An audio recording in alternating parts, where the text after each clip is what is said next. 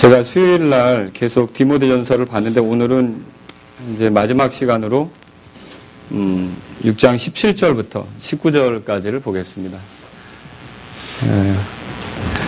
제가 돌아오는 수요일에는 이제 말씀을 못 전하니까 오늘 오후에 여러분 같이 이거 한번 보겠습니다. 17절 제가 읽겠습니다. 17절부터 19절까지. 이 세상에서 부유한 자들에게 명하여 그들이 마음을 높이지 말고 확실치 않은 재물을 신뢰하지도 말며 오직 살아계신 하나님 곧 우리에게 모든 것을 풍성히 주사 누리게 하시는 분을 신뢰하게 하고 또 선을 행하게 하며 선한 일들에 부유하고 베풀기를 좋아하며 기꺼이 나누어 주게 하라. 또 다가올 때를 대비하여 자기를 위해 좋은 기초를 쌓게 할지니 이것은 그들이 영원한 생명을 붙들게 하려 함이라. 아멘. 잠깐 기도하겠습니다.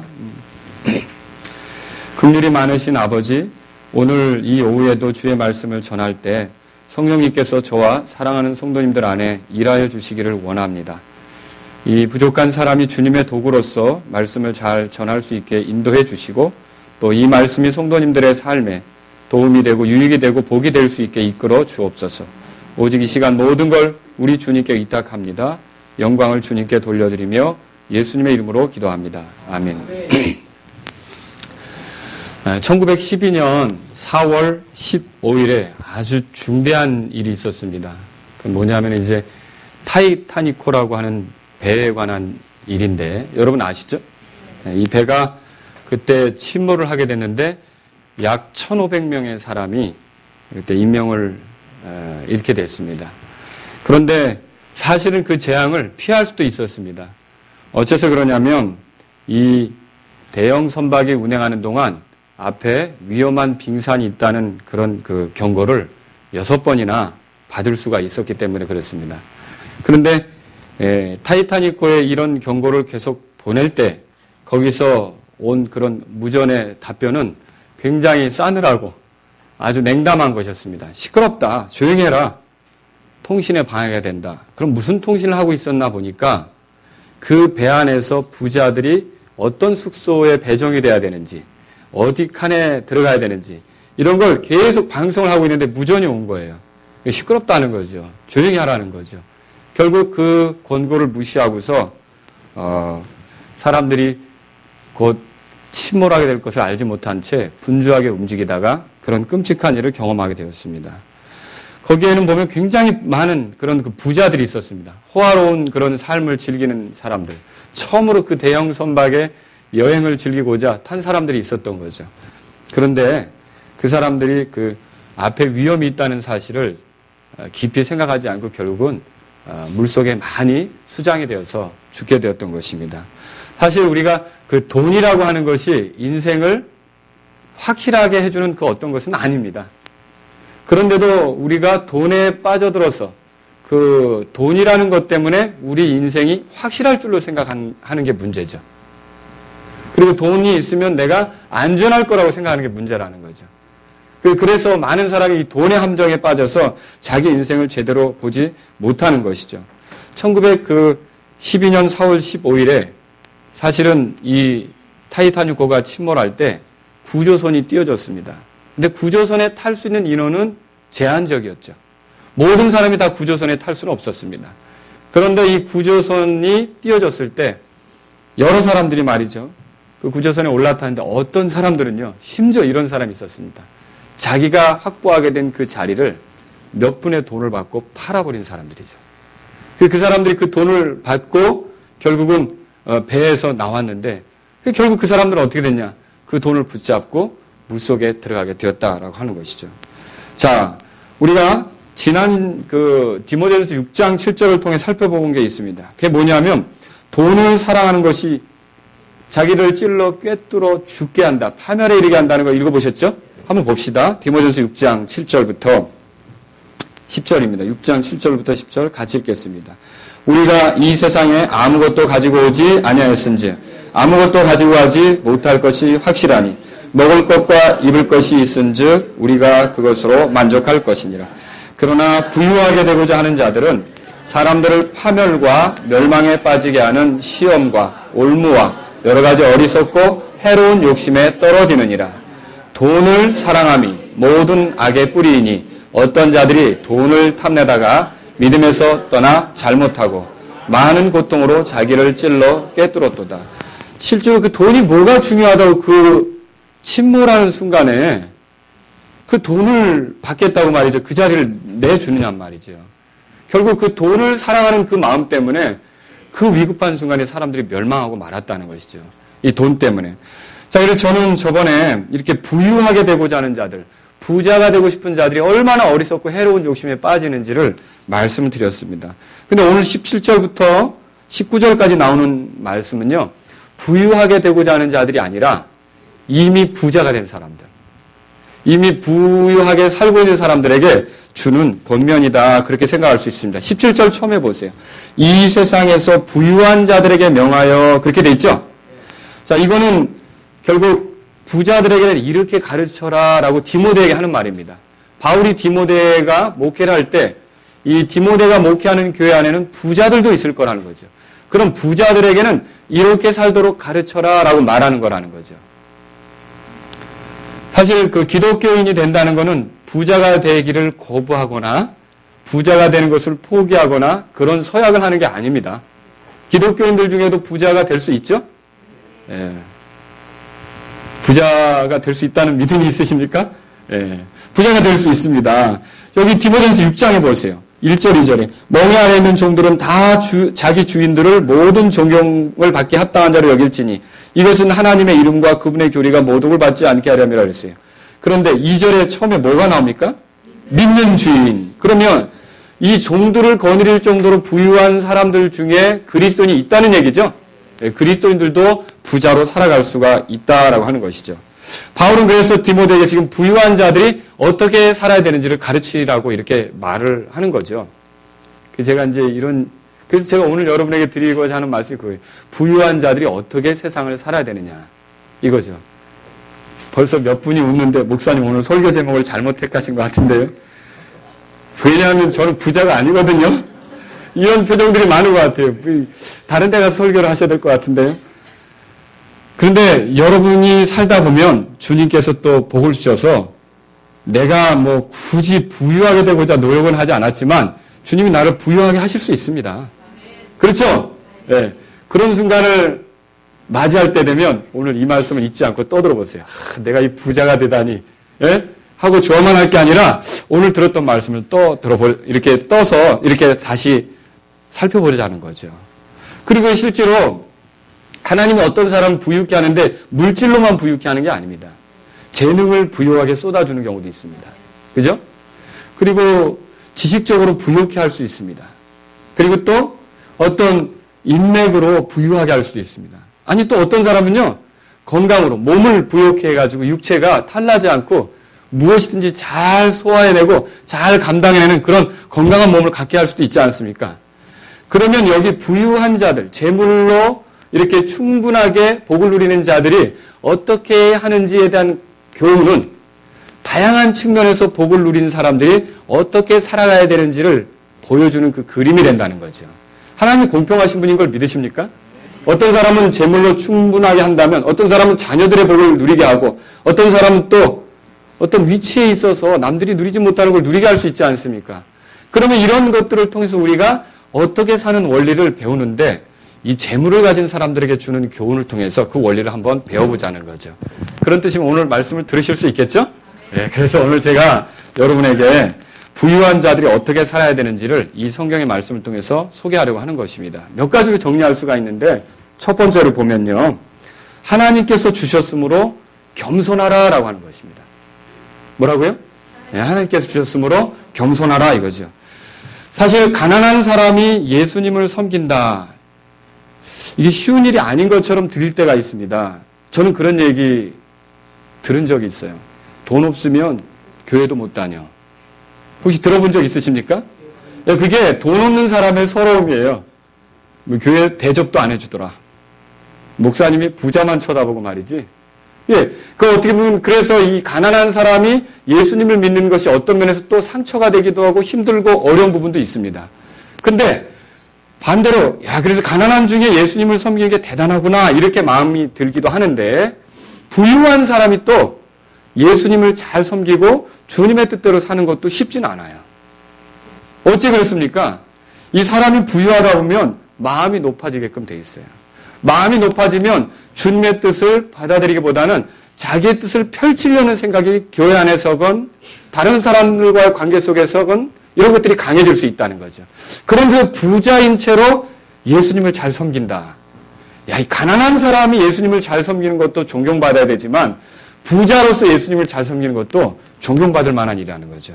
왜냐하면 예수님이 이렇게 말씀하셨어요. 마가복음 10장 24절에 보니까 얘들아, 제자들에게 하신 말씀이에요. 우리들에게 하신 말씀이죠. 얘들아, 재물을 신뢰하는 자들이 하나님의 왕국에 들어가는 것은 힘이 어렵도다. 왜 그렇습니까? 사람이 교만해져서 하나님의 뜻 앞에 엎드리지 않게 된다는 거죠. 자기 것이 주장된다는 거죠. 자기 어떠함이 드러나려고 한다는 거죠. 그럼으로써 겸손하게 복음을 받아들이지 못하는 그런 일이 생길 수 있다는 것입니다.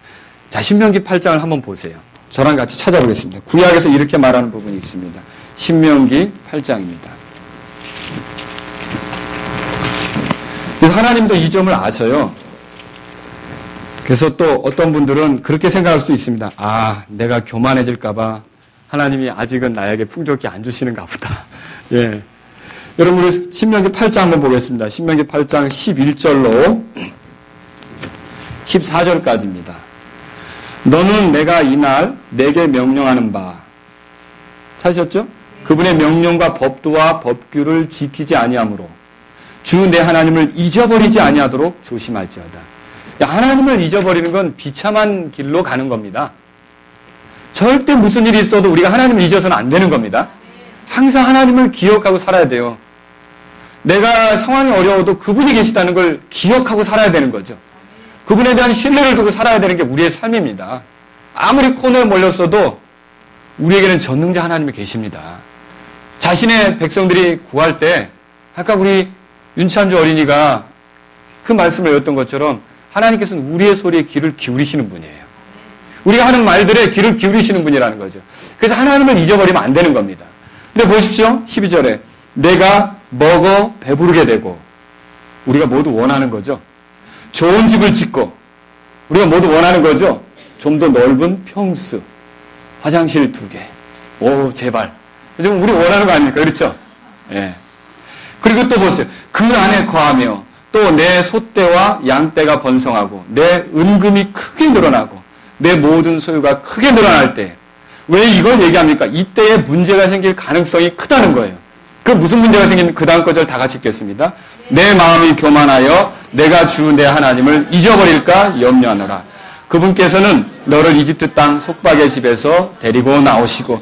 자, 지금 하나님께서 이렇게 돼서는 안 된다라고 하는 걸 말씀하시는 거죠.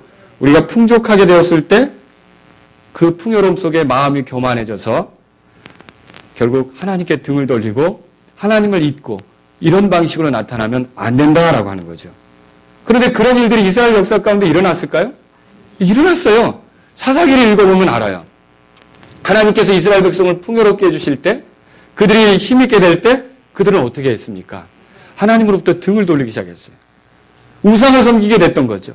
이교도들의 신앙에 빠져들게 됐던 거죠. 그래서 결국 이교도들이 막대기가 돼가지고 그들을 쳤잖아요. 그들이 어려움 속에 빠졌어요. 풍요로움은 사가지고요. 기도원 같은 사람 보니까 그 미디안 사람들에게 곡식을 빼앗기지 않으려고 뭐예요? 부지런히 타작해서 숨기려고 하지 않습니까? 남긴 게 없어요. 메뚜기채처럼 와가지고 다 쓸어가니까. 그렇게 혹독하게 어려운 시절을 겪을 때 이 사람들이 하나님께 탄식하죠. 부르짖기 시작하죠. 도와달라고 호소하죠. 그때 하나님께서 그들에게 구원자를 보내십니다. 사사들을 보내신단 말이죠. 그 사사가 나타나서 놀랍게 문제를 해결합니다. 하나님의 놀라운 능력을 가지고서 압제받는 속에서 그들을 건져주는 거죠. 그럼 다시 그들이 안전을 찾게 돼요. 그들에게 평화가 와요. 그들이 곡식을 이제 농사진대로 곡식을 취해서 창고에 저장해 둘 수 있어요. 창고가 쌓이게 돼요. 먹을 것이 많아지게 돼요. 밭을 경영하면 그 모든 그 농사하는 게 잘 되게 돼요. 그럼 또다시 그들이 뭐에 빠집니까? 또 하나님을 잊어요. 그거 읽어보셨죠? 그게 반복이 돼요. 반복이 돼요. 근데 이 중에서 또 어떤 분은 그럴지도 모르겠어요. 그게 사실 저도 그게 제 모습이 그 모습이더라고요.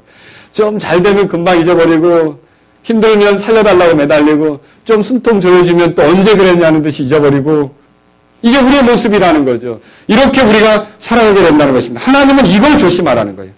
부자는 절대로 마음을 높여서는 안 됩니다. 자, 부자가 마음을 높이지 않으려면 재물에 대한 자세가 달라야 돼요. 세상 사람들하고 재물에 대한 자세가 달라야 돼요. 이건 재능에 대한 자세도 그렇습니다. 인맥에 대한, 여러분이 갖고 쌓았던 인맥에 대한 태도도 달라야 돼요. 여러분과 제가 알게 된 어떤 지식, 내게 하나님이 왜 이걸 알게 하셨는가? 왜 이런 위치에 서게 하셨는가? 왜 이런 학위를 갖게 하셨는가? 이 모든 것에 대한 그런 것들을 대하는 태도가 달라야 된다는 거죠. 자, 재물을 대하는 자세가 어떻게 달라야 합니까? 자, 우리는 그것에 대한 자세가 청지기의 자세가 되어야 됩니다. 다시 말하면 우리가 주인이 아니라는 입장을 가져야 되죠. 청지기가 뭡니까? 내 것이 아닌 것을 관리하는 사람이에요. 자, 여러분이 하나님의 놀라운 은혜 속에 구속받은 하나님의 소유된 백성인 것을 믿으십니까? 하나님께서 예수님을 통해 값주고 예수님의 피로 값주고 여러분과 저를 사셨다는 걸 믿습니까? 내가 더 이상 내 것이 아니라 하나님의 것이라는 걸 믿으십니까? 내가 하나님의 것이라는 고백을 해보신 분, 그런 분들은요, 다 내가 가지고 있는 것도 다 누구 거예요? 내 것이 아니에요. 믿으십니까? 근데 그건 얘기하기는 어렵죠. 나는 주님의 것이지만 내 것은 내 것이에요, 주님. 이런 식으로 빠지려고 할 때가 많아요. 나는 주님의 것이지만 내 것은 내 것이에요. 그건 분명히 합시다, 주님. 뭐 이런 식이죠. 근데 내가 주님의 거면 내가 가지고 있는 것도 다 누구 거예요? 주님 거예요. 여러분 그렇게 믿으십니까?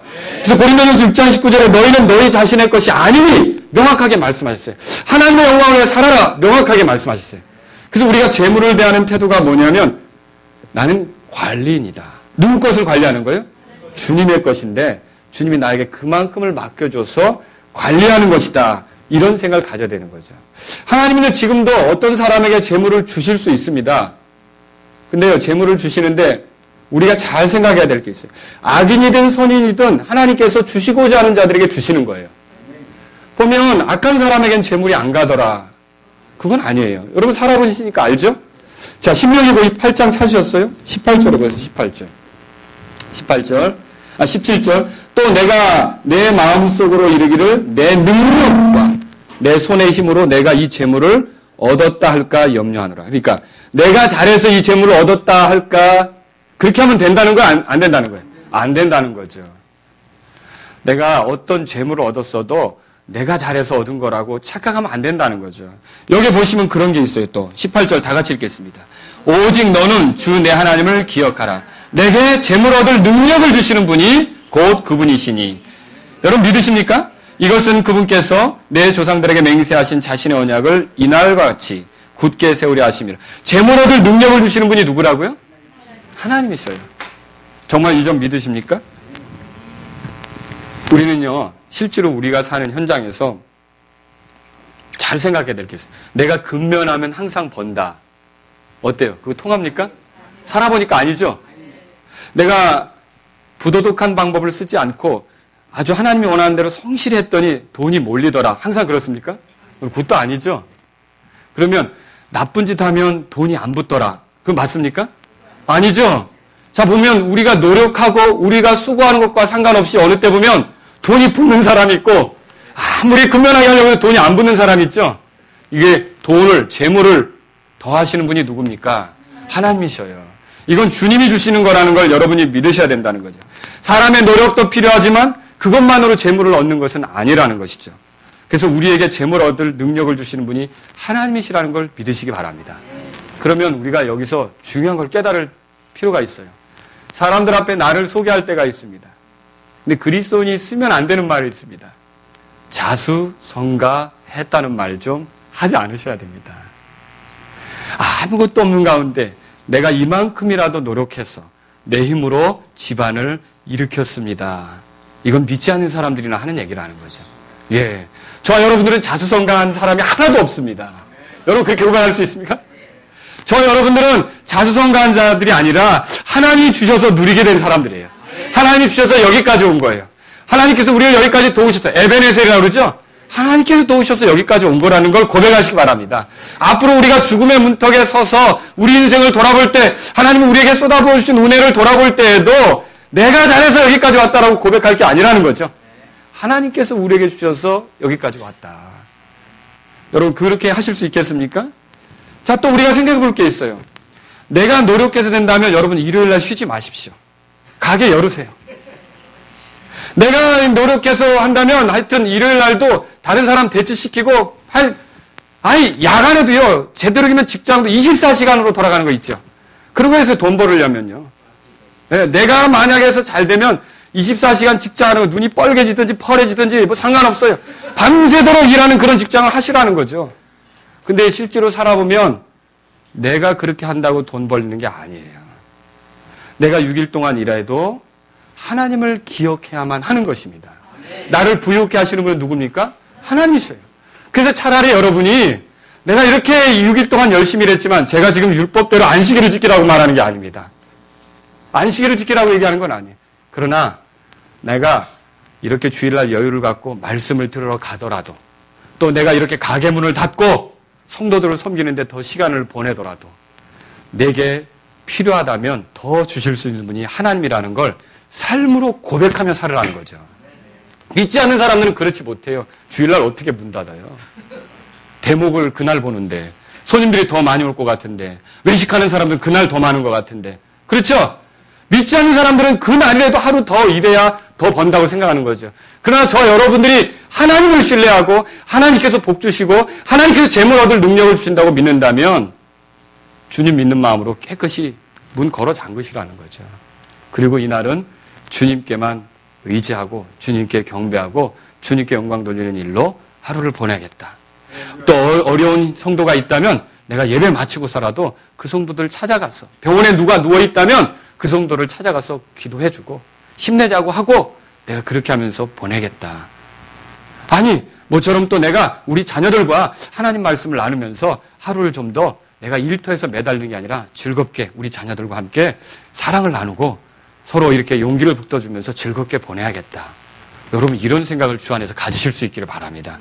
그게 주님을 신뢰하는 자의 자세가 된다는 거죠. 사실 여기 보십시오. 6장 17절에 디모데전서 6장 17절에 보니까 이 세상에서 부유한 자들 그렇게 나와요. 여러분 찾으셨습니까? 이 세상에서 거기 보면 이 세상에서 부유한 자들에게 명하여 그랬는데 이 세상에서 부유했다고 해서 다음 세상 우리가 주님 앞에 가서도 부유하다고 할 수 있습니까? 그렇지 않아요. 이 세상에서 부유한 자가 주님 앞에 가서 어렵게 되는 경우도 있어요. 반대로 이 세상에서 어렵게 살았지만 주님 앞에 가서 부유함 가운데 영광을 누리는 사람이 있다는 거죠. 대표적인 예가 나사로와 부자의 모습에서 나오지 않습니까? 이 세상에서 그렇게 가난했지만 믿는 믿음을 가지고서 하나님을 두려워하며 아브라함처럼 살았던 그 거지 나사로는 죽어서 위로와 풍족함을 편안함을 쉼을 누렸던 거 아닙니까? 그러나 부자는 어땠어요? 날마다 호화롭게 연락했다고 돼 있어요. 그죠? 그리고 그 부스러기를 얼마나 남기는지 그렇게 살았던 사람이에요. 근데 나중에 이 사람은 이 세상에서는 그렇게 호화로웠지만 물 한 모금을 살 수 있는 능력이 안 되고 물 한 모금을 구할 수 있는 능력이 안 되고 그래서 어떻게 했어요? 너무 비참한 종말을 맞이하게 된 거 보시지 않습니까? 그러므로 절대로 이 세상에서의 어떠함이 내 모든 운명을 결정짓는 것처럼 불안해하거나 초조하지 말고 주 하나님을 신뢰하실 수 있기를 주의 이름으로 바랍니다. 그래서 제가 두 번째로 드리고 싶은 말씀이 거예요. 부자들은 하나님을 신뢰하라는 거죠. 마음을 높이지 말고 17절에 보세요. 이 세상에서 부유한 자들에게 명하여 그들이 마음을 높이지 말고 확실치 않은 재물을 뭐라고 돼 있어요? 신뢰하지 말고 오히려 살아계신 하나님 곧 우리에게 모든 것을 풍성히 주사 누리게 하시는 분을 뭐라고요? 신뢰하고. 그래서 두 번째로 드리고 싶은 말씀은 하나님을 신뢰하자 그거죠. 어떤 사람이 부를 신뢰하는지 하나님을 신뢰하는지 테스트하는 방법이 있습니다. 자, 여러분 한번 대답해 보세요.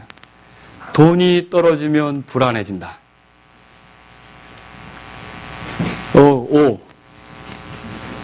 예, 돈을 신뢰하고 있는 겁니다. 또 돈이 떨어지면 생각이 날카로워지기 시작한다. 왜 그러죠? 솔직히 자백하세요. 그리고 지금 그게 지금 돈을 신뢰하고 있는 거죠. 예? 그런데 주머니가 두둑하다. 웃음이 끊이질 않는다. 지금 뭐 하고 있는 겁니까? 이게 돈을 신뢰하고 있는 거예요. 통장 잔고가 늘어나고 있다. 밤마다 흐뭇해야 한다. 지금 뭐 하고 있는 겁니까, 지금? 이 사람이 물질을 신뢰하고 있는 거죠. 재물을 신뢰하고 있는 거죠. 주님의 비유 속에 등장한 그 누가복음 12장에 보면 어떤 부자가 나와요. 어리석은 자라는 소리 들었죠? 이 사람이 어떻게 살았냐면, 이제 내가 창고를 더 크게 지을 거다. 그리고 내 노년에는 먹을 것이 분명히 확보되었고 부족함이 없게 살 거다. 이 사람 신뢰하는 게 뭐죠? 자기가 얻게 된 재물이에요. 자신의 재물이 자기를 안전하게 보장한다고 믿었던 거예요. 자신의 노후를 책임지리라고 믿었던 거죠. 하나님 신뢰하는 법이 있어요? 없어요? 없죠. 하나님께서 그 사람에게 뭐라고 말했어요? 내 혼을 오늘 밤 도로 찾으면 네가 예비한 것이 누구의 것이 되겠느냐. 하나도 누리지 못할 수도 있다는 거죠. 그러니까 하나님을 신뢰하지 않고 사는 사람의 어리석음이 여기 있다는 거예요. 얼마 전에 집사람하고 이렇게 운전하면서 가는데 이런 광고 문구를 본 적이 있어요. 살고 죽는 것은 생명벨트가 결정합니다. 안전띠가 결정합니다. 혹시 보신 분 있어요? 예, 살고 죽는 것은 안전띠가 결정합니다. 그래서 우리가 서로 얼굴을 보면서 여러분 그렇게 지나가는데 보세요. 살고 죽는 것을 결정하는 건 안전띠가 아닙니다. 물론 여러분 이 말을 들으니까 또 이제 내일부터 안전띠는 아니야. 하지 마. 이거 아니에요. 안전띠 하세요. 하시란 말이죠. 안전띠라면 살아날 확률도 더 높아지는 건 맞아요. 그러나 궁극적으로 살고 죽는 것을 결정하는 건 누굽니까? 하나님이신 걸 믿으십니까? 하나님이 살고 죽는 걸 결정하죠. 근데 우리가 이걸 잘못 생각하는 거예요. 에어백이 우리를 지켜줍니까? 요즘 뉴스에 나오죠. 에어백이 잘 안 터진더라. 근데 저도 한번 테스트를 해볼까 하는데 에어백은 한 번 쓰면 못 쓰는 거예요. 우리 테스트를 해볼 수가 있어요. 그 터져야 진짜 사고를 만나야 그게 나오는 거예요. 근데 진짜 사고 때는 에어백이 안 터지는 경우도 있다는 거예요. 그리고 또 어떤 때는 잘못 터져서 오히려 사람이 질식하거나 압박을 해서 이 흉부를 상하게 해가지고 사람을 더 힘들게 할 수도 있는 거고요. 이게 그런 기구들이 사람을 살릴 것 같지만 이거 제 말이 아니라 성경의 말이에요. 사무엘기상 2장을 펴보세요. 사무엘기상 2장. 그러니까 여러분이 할 수 있는 대로 하십시오. 자, 하나님이 먹여 살린다 그러니까 일주일 내내 놀라는 말이 아닙니다. 6일 동안 역시 일해야지요. 그렇죠? 열심히 일해야 되는 거예요. 그러나 내가 먹고 사는 건 하나님께서 허락하시는 가운데 된다는 믿음을 가지고 최선을 다하라는 거죠. 사무엘기상 거기 2장 보세요. 2장. 6절, 7절을 같이 읽겠습니다. 이거 분명히 확인하세요. 6장, 7절. 읽겠습니다. 주께서는 죽이기도 하시고 살리기도 하시며 무덤으로 내려가기도 하시고 올라오게도 하시는도다. 믿으십니까? 예. 그 생명띠는 죽고 사는 것은 생명띠에 도움이 필요합니다. 그러나 죽고 사는 건 하나님의 결정합니다. 거기다 더 크게 써놔야 되는데. 예? 그리고 보세요. 7절에 이제는 또 시작. 주께서는 가난하게도 하시고 부하게도 하시며 낮추기도 하시고 높이시기도 하는도다. 여러분 이렇게 믿으십니까? 그래서 우리가 어떤 내가 재물을 내 스스로 얻는 것처럼 또 내가 재물을 신뢰하면 내가 더 사는 것처럼 이렇게 생각할 게 아니라 주님에 대해서 신뢰해야 된다는 것을, 주님을 신뢰해야 된다는 것을 기억하시기 바랍니다. 이 돈을 신뢰하는 건요, 가장 불확실한 것을 신뢰하는 것 중에 하나예요. 실제로 돈도요, 시간에 따라 가치가 변해요. 그거 아시죠? 이거 예를 들어 외화를 취급하는 사람들 보면 이 돈 가치가 달라진다는 거 알아요. 주식을 해보는 분도 알아요. 그렇죠? 이런 걸 보면은요, 어떤 거에 투자했다가 돈을 잃어버린 사람, 도둑이 훔쳐갈 수도 있고요. 주식 투자로 돈을 잃고 빚더미 앉은 사람, 이런 사람들은요, 뭘 깨닫느냐면 돈이 꼭 내 어떤 안전을 보장해주지 못한다는 걸 깨닫는다는 거죠. 돈은요, 가치가 수시로 변하는 거 아닙니까? 그러나 우리 하나님은 변하지 않으십니다. 어제나 오늘이나 영원토록 동일하다는 걸 믿으시기 바랍니다. 만약 하나님께서 재물을 주셨다면 우리는 그 재물이 아니라 그 재물을 주신 분을 더 신뢰해야 돼요. 근데 희한하게도 사람들의 이 습성은 꼭 받은 것만 기억한단 말이죠. 그걸 보려고 한다는 거죠. 남자친구가 여자친구에게 선물을 주면 선물 끌어안고 선물만 좋아, 이게 아니죠. 왜 주는 거예요? 나를 더 알으라고. 그죠? 그래서 관계가 발전하면 어떻게 돼요? 나중에 선물을 안 주더라도 그 사람 자체가 더 좋아지겠죠. 그죠? 그런데 선물은 있는 대로 다 받아놓고 한번 차 마시자 그러면은 저리 가봐. 딴 데 가봐. 이거 얼마나 그 황당한 일이에요. 그렇죠? 우리가 주님을 신뢰하는 거, 우리에게 재물을 주신 주님을 신뢰할 필요가 있다는 걸 믿으시기 바랍니다. 우리의 삶에는 그분을 신뢰하는 것이 우리의 삶이 돼야 돼요. 왜 그렇습니까? 여기 보시면 17절 보세요. 17절. 디모데전서 6장 17절에 이 세상에서 부유한 자들에게 명하여 그들이 마음을 높이지 말고 확실치 않은 뭐라고 돼 있어요? 재물을 신뢰하지도 말면. 그럼 뭘 신뢰합니까? 이거예요. 오직 살아계신 하나님. 이분을 신뢰하라는 거죠. 자, 그래서 그분을 신뢰하는 것이 부자들이 가져야 될 자세다라고 하는 거죠. 자, 그리스도인 부자들 중에는 교회에서 대우받고 싶어하는 사람들이 있습니다. 우리 교회는 그런 분들이 없더라고요, 다행히. 예. 이거 잘 들으셔야 돼요. 그래서 또 혹시 오늘 목사님이 나들으라고 하셨네. 그러면 그 사람 진짜 부자 줄로 알 건데. 보십시오. 여러분, 우리가 때때로 교회 생활하다 보면 어떤 직분에 처해질 때 내가 재물이 있기 때문에 내가 재물로 봉사한 것으로 인해 어느 위치를 점하게 될 거라고 예견하거나 짐작하거나 기대할 때가 있다는 거죠. 근데 그렇게 되지 않는 경우도 있죠? 그러면 재물을 신뢰하는 사람은 어떻게 되냐면 이 재물의 효력이 받아들여지지 않은 것 때문에 불쾌해져서 다른 마음을 먹을 수도 있다는 것입니다. 그건 아주 불행한 일이 되는 거죠. 그래서 어떤 일을 결정하게 됩니까? 내가 재정적으로 이 교회를 돕지 않는다면 이 교회가 어려워질 텐데 나에게 이렇게밖에 하지 않다니 나는 드디어 이 교회를 떠나야겠다. 재정적으로 어떤 일이 생기는지 한번 보자. 예를 들어 이 마음이 선한 마음입니까? 악한 마음입니까? 분명히 악한 마음입니다. 하나님 앞에서 큰 죄를 짓는 게 틀림없습니다. 성도로서 무책임한 행동이죠. 자신이 가진 재물로 인해 자신이 특별하게 여겨지길 바랬던 거예요.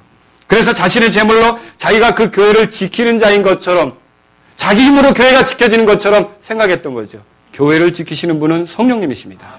근데 이걸 자기 재물로 생각을 해서 결국 자기 재물이 안 받아지니까 이제는 재물을 알아주는 교회로 가려고 한다는 거죠. 여러분, 이건 엄청난 죄라는 거죠. 우리는 재물을 신뢰할 게 아니라 오직 살아계신 하나님을 신뢰해야 해요. 그것이 우리의 삶이 되는 거죠. 바울이 디모데에게 말했던 것처럼 구약의 대언자 중에 그렇게 말하는 사람이 있습니다. 예레미야서 9장 보세요. 예레미야서 9장. 예레미야서 9장 보십시오. 예레미야서 9장 거기 보시면 23절에 보세요. 23절, 24절 같이 읽겠습니다. 23절, 24절. 주가 이같이 말하노라. 지혜로운 자는 자기의 지혜를 자랑하지 말고 용사는 자기 힘을 자랑하지 말며 부자는 자기 재물을 자랑하지 말라. 오직 자랑하는 자는 이것 즉 깨달아 나를 아는 것과 또 내가 땅에서 인자함과 공의와 의를 집행하는 주라는 것을 자랑할지니 내가 이 일들을 기뻐하느니라. 주가 말하노라. 주님을 자랑하는 걸 기뻐하는 거죠. 재물을 자랑하는 걸 기뻐하는 게 아니라는 거죠. 무슨 재능을 주셨든지 무슨 인맥이 든든하든지 교회 와서 어떤 일을 섬길 수 있는 기회를 갖든지 내가 가진 뭘 자랑하려고 하는 게 아니라 내게 이런 은혜를 주셔서 섬길 수 있게 하신 주님을 자랑하실 수 있기를 바랍니다. 이것이 우리가 보여줘야 될 태도다라고 하는 거죠. 그러므로 저는 여러분들에게 드리고 싶은 말씀이 있어요. 혹시 여러분에게 이 주머니가 두툼하지 않은 일이 있다 할지라도 그런 이유로 절대로 위축되지 않기 바랍니다. 부유하신 분이 내 안에 사시잖아요. 모든 걸 가지시고 모든 걸 만드시고 모든 걸 공급하실 수 있는 살아계신 하나님이 내 주님 아니십니까? 위축되지 말란 말이죠. 반드시 필요한 거라면 주님은 주실 수 있습니다. 구하면 주님이 주실 수 있다는 거죠. 그러니까 어떤 것들은 내게 부담이 되고 그걸 내가 맞는 것이 나에게 어울리지 않기 때문에 주님께서 보류하거나 나중에 주시려고 하는 것들도 있지요. 그럼 어쨌든 주님께서 우리에게 필요하다면 우리가 구할 때 주실 수 있는 분인 거 여러분 알잖아요. 위축되지 말라는 거죠. 불평하지 말라는 거죠. 없을 때 내가 낙심하지 말라는 거죠. 반대로요. 주머니가 두둑하다고 그것으로 인해서 흥분하거나 좋아할 게 아니에요. 예, 우리가 은행에 잔고가 들어가면 좋아하죠. 주식하는 혹시 그런 경우도 어때요? 막 올라가기 시작하면 뛰고 있어. 좋아한단 말이에요. 그런데 폭 떨어지면 어떻게 하죠? 코가 막 밑으로 내려오는 거죠. 이렇게 하면 안 된다는 거죠. 모두 우리가 누구를 인하여 기뻐해야 합니까? 주님을 인하여 기뻐하는 것이 우리의 삶이라는 걸 믿으십시오.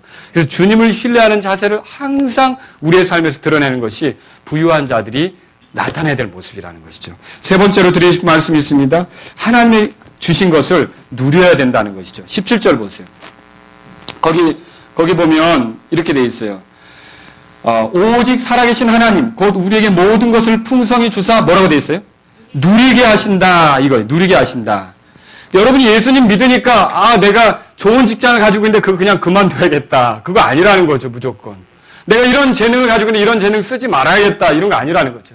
내가 돈이 있는데 이 돈을 그냥 다 어디 한꺼번에 이게 처분해야겠다. 이게 아니라는 거죠. 여러분이 주님이 주신 것을 누릴 줄 아는 사람이 돼야 합니다. 때때로 경건주의를 표방하는 사람들은 누린다는 말을 되게 어색하게 생각해요. 여러분 그런 적 없습니까? 그리스도인이 누려? 그리스도인이 누린다고 얘기하면 괜히 알레르기가 일어나려고 그래요. 그리스도인이 누려? 그리스도인은 희생해야지. 그리스도인은 어려움을 당해야지. 그리스도인은 고난받아야지. 그리스도인은 이 땅에서 그리스도인은 환난 가운데 지나가야지. 물론 환난 가운데 지나갈 수 있는 믿음도 있어야 되고 누릴 수 있는 믿음도 있어야 된다는 거죠. 주님이 우리에게 좋은 것을 주시면 그것을 누릴 줄 아시기 바랍니다. 이게 어디에 나옵니까? 성경에 보세요. 전도서입니다. 전도서. 2장을 보시기 바랍니다. 2장.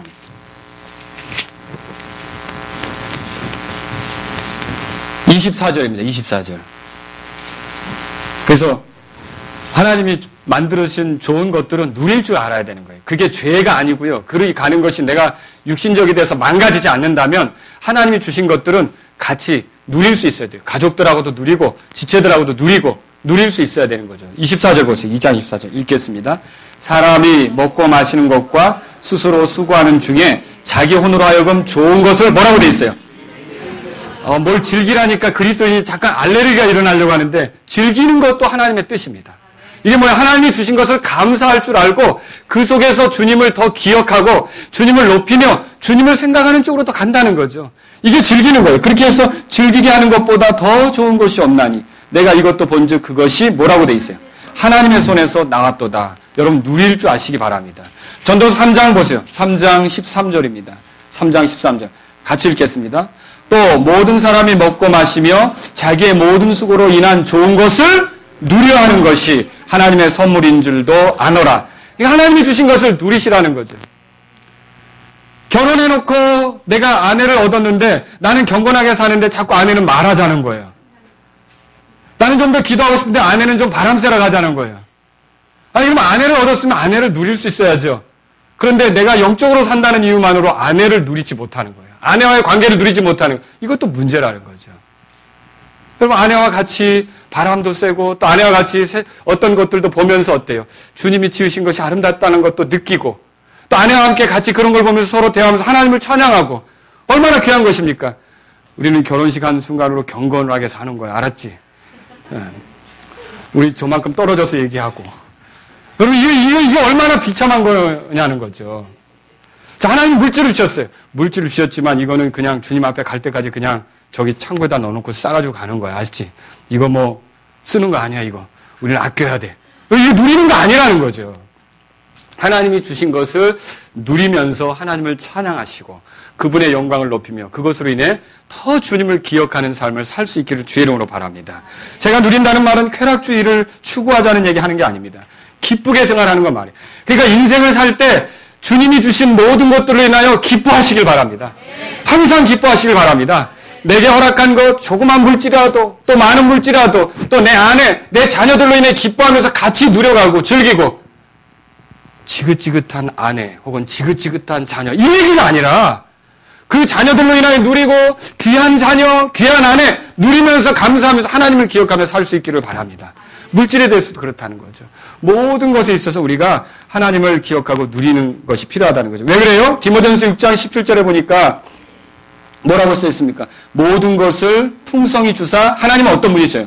누리게 하시는 분이다. 그렇게 돼 있어요. 그래서 저와 여러분들은 감사하면서 하나님을 기억하고 더 그것을 즐길 줄 알고 누릴 줄 알고 제가 말하는 건 악하게 죄로 향해 달려가는 그게 아니라 그걸 선하게 쓰면서 누릴 줄 아는 저와 여러분들이 되자는 거죠. 마지막으로 하나 더 드리고 싶습니다. 하나님께서 주신 것들로 인해 섬기라는 거죠. 18절 19절에 보세요. 여기 보면 또 선을 행하게 하며 그럼 이렇게 가진 걸로 뭐하냐? 선을 행하게 하며 선한 일들에 부유하고 사실 갖지 못한 사람이 남을 어떤 그 물질로 격려하는 건 쉽지 않습니다. 그러나 가진 사람은 물질로 격려하는 것이 힘있게 될 수 있지 않습니까? 그래서 선한 일에 부유하고 이렇게 말하는 거죠. 베풀기를 어떻게 하라고요? 좋아하며 베풀기를 좋아하며 근데 이게 자꾸 이런 단어를 읽으면 지워버리고 싶죠? 어때요? 나는 많은데 또 이거 보세요. 억지로 나눠주게 뭐 이렇게 돼 있어요? 어떻게 돼 있어요? 기꺼이 나눠주기. 근데 여러분 기꺼이 나눠주게 됩니까? 나올랑 말랑. 우리가 그런 마음에 빠져들 때가 있다는 거죠. 그 다음 보세요. 19절에. 또 다가올 때를 대비하여 자기를 위해 좋은 기초를 쌓게 할지니. 영원한 생명을 가진 사람답게 이 땅에 그 애착을 두지 않고 영원한 생명을 드러내며 살라는 말이 여기에 나온다는 거죠. 하나님 우리에게 주신 것은 우리만 챙기도록 하기 위해서 주신 것이 아니라 이걸로 다른 사람을 섬기도록 하기 위해서 준 거예요. 베드로전서 4장 보세요. 베드로전서 4장. 그래서 베드로전서 4장 보겠습니다. 베드로가 이 부분을 얘기하고 있죠. 그래서 10절입니다. 각 사람이 읽겠습니다. 각 사람이 선물을 받은 대로 하나님의 여러 가지 은혜를 맡은 선한 청지기로서 서로 그 선물을 써서 섬기라. 여러분, 내게 하나님이 재물을 주셨다면 그걸로 뭐 어떻게 하라는 거예요? 다른 사람을 섬기는 데 쓰라는 것이죠. 믿으십니까? 사실 재물은 여러모로 유익하게만 사용한다면 다른 사람을 세워주고 격려하는데 큰 힘이 될 수가 있어요. 우리가 그걸 알아야 돼요. 예를 들어 예수님은 가난하게 되신 분이 맞죠, 우리를 위해서. 그러나 예수님의 사역 중에 예수님에게 필요한 재물을 댔던 사람들이 있어요. 누가복음 8장에 펴보세요. 한번 누가 그 재물을 댔습니까? 누가복음 8장에 보세요. 누가복음 8장입니다. 2절 보세요. 자, 또한 악한 영들과 병약함에서 고침을 받은 어떤 여자들 곧 7마귀가 나간 자로 막달라라 하는 마리아와 3절 다 같이요. 헤롯의 청지기 구사의 아내 요한나와 또 수산나와 다른 많은 사람들이 뭐라고 돼 있어요? 자기 재물로 그분을 섬겼더라. 예, 이렇게 자기의 재물로 주님을 섬겼던 사람들이 나온다는 거죠. 이 주님을 위해 투자하는 것이 필요합니다. 주님을 위해 드리는 것이 필요합니다. 물론 또 제가 또 잘 들으셔야 돼요. 주님을 위해 투자한다니까 내가 3천만 원을 바치면 주님께서 3억을 주시겠지. 이런 개념으로 생각하지 말라는 거죠. 예? 내가 주님을 위해 드리게 되면 선한 일이 더 부유하게 되고요. 하나님께서 영광 받으신 일이 더 풍성히 나타나게 된다는 거죠.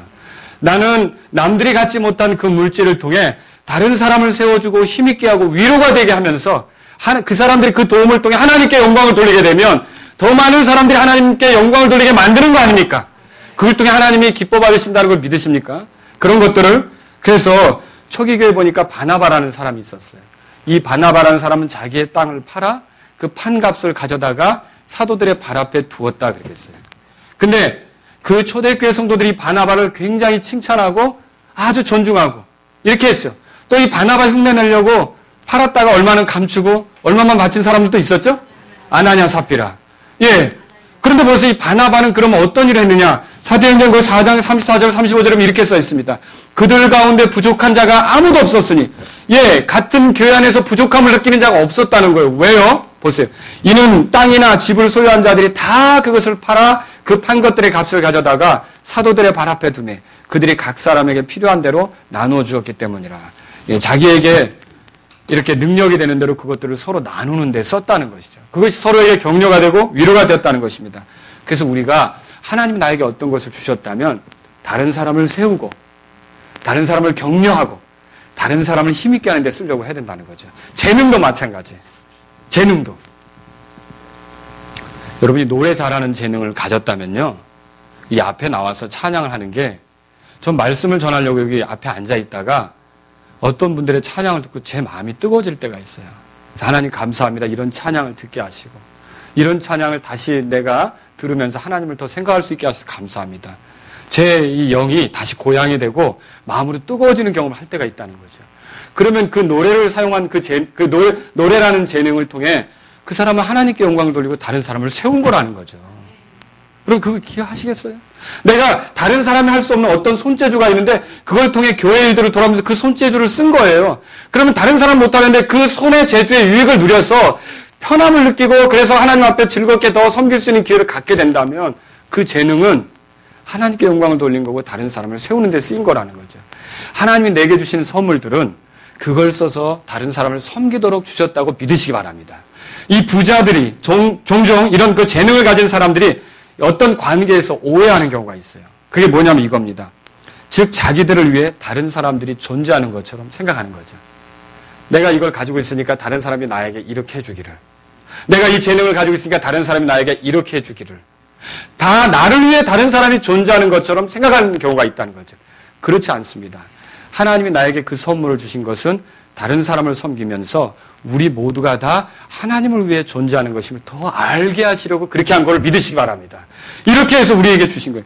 이 예전에 보면은 그 다윗이 이리저리 도망 다닐 때 나발의 집에 도움을 요청했던 거 여러분 읽어보신 적 있죠?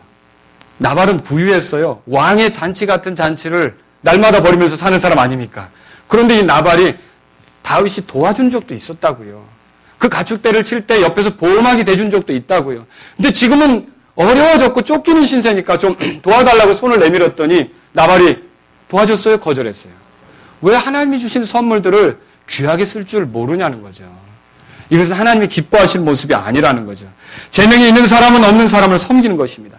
힘 있는 사람은 힘 없는 사람을 섬기는 것입니다. 많이 배운 사람은 그렇지 못한 사람을 섬기는 것입니다. 돈을 많이 가진 사람은 그렇지 못한 사람들과 나누는 것입니다. 그래서 18절 보세요. 디모데전서 6장 18절에 그렇게 돼 있잖아요. 선을 행하게 하며 선한 일에 부여하게 하고 베풀기를 좋아하며 기꺼이 나눠주게 하라. 이게 부자들이 할 일이라는 거죠. 여러분 우리가 이게 나눠주는 것에 주목하시기 바랍니다. 우리가 모으는 이 재물은 쌓아두기 위한 목적으로 이렇게 모으는 게 아니라는 거예요. 그럼 그거 인정하시겠습니까? 이 재물은 왜 모아두는 겁니까? 꼭 필요한 일에 쓰기 위해서라는 걸 기억하시기 바랍니다. 누군가를 격려하는 일, 누군가를 세우는 일에 언젠가 재물을 쓰기 위해서 모아두는 거죠. 그래서 어떤 그리스도인들은 그렇게도 해요. 남들 모르게 적금을 두는 거예요. 근데 그 적금을 왜 두느냐? 누군가 꼭 필요한 일에 내가 이것을 쓰겠다는 뜻으로. 누군가를 위해서 말하자면 보험을 들듯이 내가 주님 앞에 헌금을 조금씩 모아두는 거예요. 많은 액수는 아니더라도. 그리고 결정적으로 누군가에게 도움이 필요할 때 그것을 깨서 드리는 그런 지체들도 있을 수 있다는 것이죠. 자, 저는 여러분들이 우리 교회가 걸어온 과정을 한번 떠올리셨으면 합니다. 이 교회가 처음에 세워질 때 예배당을 구할 때 사실은 우리 교회 사람이 아니었습니다. 근데 우리 교회에 큰 관심을 가지고 있는 분이 이 교회 예배당의 보증금에 해당하는 그 금액을 아무도 모르게 익명으로 갖게 해달라고 보내줬던 거 여러분 알고 계십니까? 그때 우리가 어딥니까? 그 동사무소 옆에 예배당을 얻을 때 처음에 3층만 얻었잖아요. 그때 1,500만 원이라는 헌금을 익명으로 누군가 이렇게 헌금하신 거 아십니까? 우리 교회 식구가 아니었어요. 또 우리에게 교도소 사역을 한다고 차가 필요했을 때 갑자기 주차장에서 차가 생겨서 우리가 다 그랬잖아요. 하늘에서 뚝 떨어졌다고. 그것도 또 누군가가 우리 교회에 대한 관심을 가지고 그렇게 보내준 거 여러분 기억하십니까? 또 어떤 분들은 저에게 은밀히 200만 원을 주면서 어떤 자매가 지금 몹시 어려움 중에 있는 것 같으니까 이 200만 원을 그 자매에게 전해달라고. 그렇게 한 자매가 있었어요. 그렇게 해주신 분이 있었어요. 그래서 제가 그 자매님에게 200만 원을 전해드린 적도 있어요. 또 어떤 분은요, 이번에 명절을 세는데, 저는 그런 경험을 여기서 많이 했어요. 어떤 분은요, 이번에 명절을 세는데 그 가족이 좀 힘들어 보이는 것 같아요. 저도 이번에 이런 보너스를 탔는데 30만 원 정도를 드릴 테니까 절대로 내색하지 마시고 그분에게 전해주세요. 그래서 제가 예배 끝나고 그 집까지 찾아가서 그 30만 원을 전해준 적도 있어요. 여러분 이런 것들 경험하지 않습니까? 내게 있어서 나누려고 하는 것이 있었기 때문에 우리가 오늘 여기까지 온 거 아닙니까? 서로 격려가 돼서. 그러면 이제 우리는 어떤 생각을 가져야겠느냐는 거죠. 주님이 주신 것으로 나눠주고 기꺼이 또 선한 일에 그걸 쓰려고 하고 다른 사람을 세워주려고 하는 이제 나만을 위한 재물이 아니라 모아두기 위한 재물이 아니라 그래서 우리가 기억해야 될 게 있다는 거죠. 하나님께서는 보물을 땅에 쌓아두는 거 이거 원치 않으십니다. 하늘에 쌓아두는 걸 원하는 거죠. 그렇죠? 근데 하늘에 쌓아둔다는 게 뭘 얘기하는 것입니까? 이렇게 해서 주님께 영광이 되도록 더 많은 격려가 되고 더 많이 힘이 되고 더 많이 위로가 되도록 이런 일들이 나타나는 걸 원하는 거 아닙니까? 여러분 우리가 이런 일들을 통해서 다른 사람을 세워주고 격려하는 것이 필요하다는 것이죠. 재물로 다른 사람을 섬기십시오. 나누어주십시오. 다른 이들의 필요를 채워주십시오. 요긴한 데 쓰도록 그렇게 여러분이 모으시고 그렇게 하실 수 있기를 바랍니다. 우리가 하나님 앞에 갔을 때 여러분 질문에 대답해 보세요. 얼마나 많이 모았느냐에 따라서 상을 받을까요? 얼마나 아껴서 모았느냐에 따라 상을 받을까요? 하나님 앞에 상 받는 건 얼마나 많이 준 사실이 있느냐는 거예요. 얼마나 많이 나누어줬느냐는 거예요. 그래서 성경이 뭐라고 말씀하고 있습니까? 주는 자가 받는 자보다 뭐하다 그랬어요? 복이 있다 그랬죠. 그게 그거예요. 내가 많이 움켜쥐고 있는 것이 아니라, 그래서 잠언에 뭐라고 되어 있습니까? 어떤 사람은 움켜잡아도 새나가고 어떤 사람은 흩어 구제해도 계속 더해지고 부해진다고 하지 않았습니까? 주님을 신뢰하는 사람은 그 일이 가능해요. 그러나 재물이 신뢰가 되면 그 일을 못해요. 이게 나를 지켜주는데 이게 없어지면 어떻게 해요? 내가 살 수가 없는 걸요. 생각해보세요. 왜 못 주는 겁니까? 왜 우리가 나눌 수가 없는 것입니까? 왜 움켜잡고 있는 것입니까? 재물이 날 지켜준다고 생각하는 거예요. 하나님이 날 지켜주신다고 믿는다면 나눌 수 있다는 거죠. 없는 사람에게 내가 있으니까 그렇게 해서 어때요? 그 사람을 세워주고 그 사람도 그 빚을 졌기 때문에 또 다른 사람들에게 나눠주려고 하고 얼마나 아름다운 모습의 교회가 되겠습니까? 부자가 잘못은 아닙니다. 그러나 부자는 주의해야 할 점이 있습니다. 하나님을 신뢰하기보다 재물을 신뢰하려는 성향입니다. 자신의 마음을 높여서 그 재물로 인해 특별한 대접을 받고자 하는 그런 것은 아주 위험한 일입니다. 재능을 즐기듯 재물도 즐겨야 되고 재물로 쾌락을 추구하라는 얘기가 아니죠. 오히려 하나님께서 주신 것을 알고 기쁘게 여기며 감사하며 하나님께 더 나아가는 방향에 이 재물을 쓰시고 하나님 뜻대로 사는 방향에 이 재물을 쓰시라는 말이죠. 그래서 어떤 사람들이 필요하다면 나눠주는 거예요. 우리가 말로나 또는 우리가 노래로나 우리가 어떤 봉사로 다른 사람을 섬기듯 재물로도 다른 사람을 섬길 수 있다는 것을 부자들은 기억하셔야 되는 거죠. 그래서 이 재물을 나눔으로 도울 수 있다는 사실을 기억하고 주님 앞에서 기꺼이 그런 헌신을 하면서 가야 되지 않겠습니까? 여러분들이 부유하게 됐을 때, 또 지금 내가 조금 여유가 있다고 느꼈을 때 기꺼이 여러분의 것을 나눌 수 있는 그리스도인들이 되기를 주의 이름으로 바랍니다.